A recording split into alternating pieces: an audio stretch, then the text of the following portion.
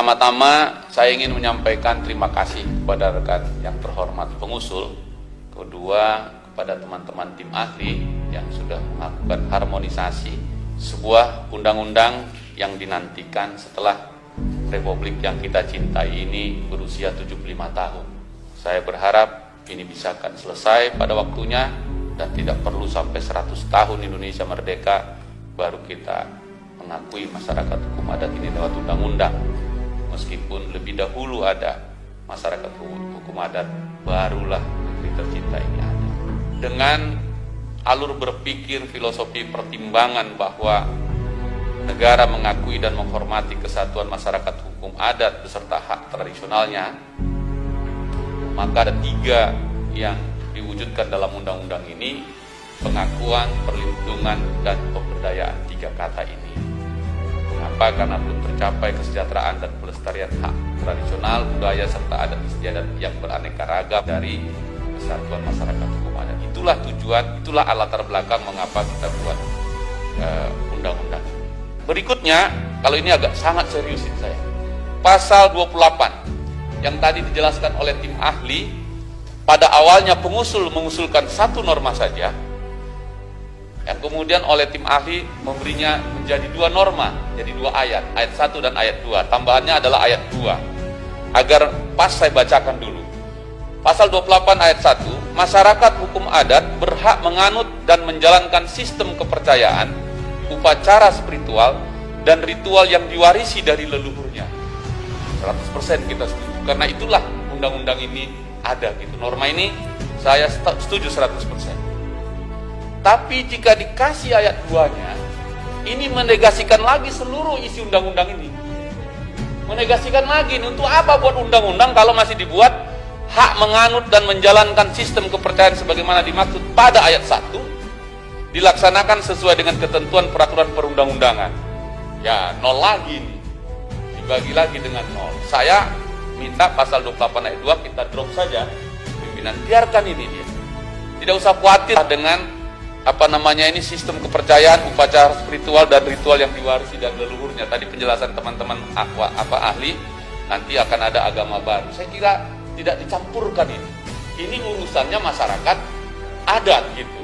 Dan sekali kita akui dia, oke, karena mereka atau dia ada di situ. Apalagi Mahkamah Konstitusi kemarin kan sudah memutuskan, teman-teman, saudara-saudara kita, warga negara yang punya aliran kepercayaan boleh mencantumkannya di dalam KTP-nya. Jadi sudah clear di situ.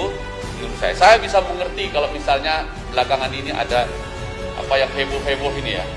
Tapi saya yakin bukan itu bagian dari masyarakat hukum adat yang kita bikin undang-undang ini. Karena ini adalah hadiah terbesar yang tertunda selama 75 tahun Indonesia merdeka. Terakhir, kalau saya menyampaikan saya sendiri, kami di komunitas di Batak, teman-teman Papua tadi sudah disebutkan dari timur, biar kami yang di barat misalnya, masih hidup dimanapun, di kota besar dimanapun, kami masih menjalankan itu.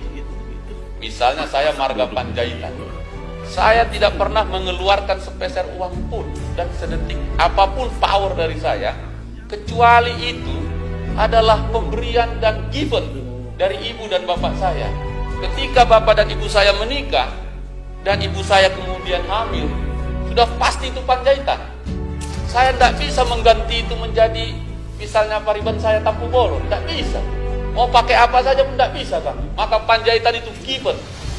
Saya nanti anak saya Panjaitan terus begitu. Jadi tanpa dibikin undang-undangnya pun kami sudah Panjaitan. Iya kan?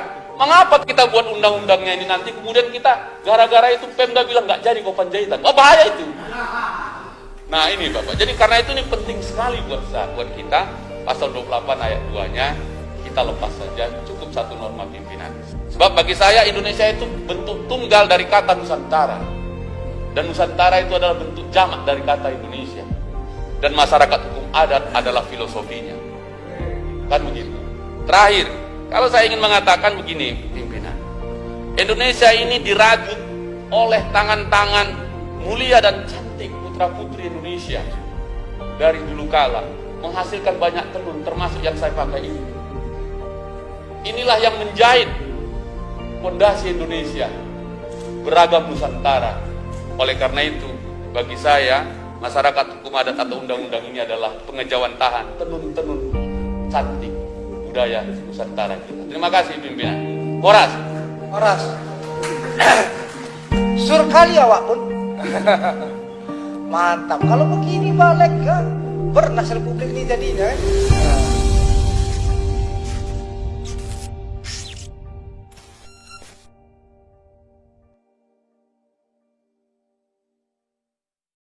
Saya di dapil saya sama Pak, bayangkan masyarakat hukum adat yang ada di dalam kawasan, mereka menjaga salah satu danau itu mereka atur Pak, orang bisa panen ikan hanya bulan sekian, boleh mengambil kayu tapi hanya ukurannya sekian, hanya untuk kepentingan yang ini. Mereka itu punya kearifan lokal yang sudah luar biasa, dan itu tertanam.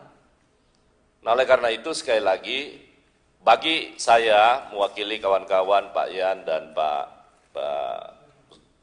Sulaiman dan Pak Hendrik ya dari fraksi Partai Gerindra, saya mendukung lahirnya RUU Masyarakat Hukum Adat untuk kebaikan kita bersama. Memberi perlindungan bahwa yang besar harus kita lindungi, tapi juga kepemilikan masyarakat hukum adat itu harus wajib mendapatkan pengakuan dari negara. Demikian, terima kasih. Assalamualaikum warahmatullahi wabarakatuh. Pertama, statement Bupati Lamandau ini kemarin dia hanya mau mendengar kata dia, kata masyarakat dia tidak mau dengar, dia langsung pergi. Pertama saya pertanyakan, apa benar ini orang Dayak, Bupati ini?